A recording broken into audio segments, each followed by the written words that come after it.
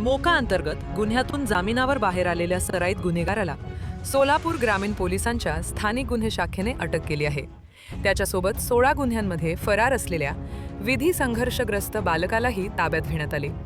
या दोघांकडून 5 गुन्ह्यांची उकल करण्यात पोलिसांना यश आले असून सुमारे 3,30,000 रुपयांचा मुद्देमाल जप्त करण्यात आला आहे.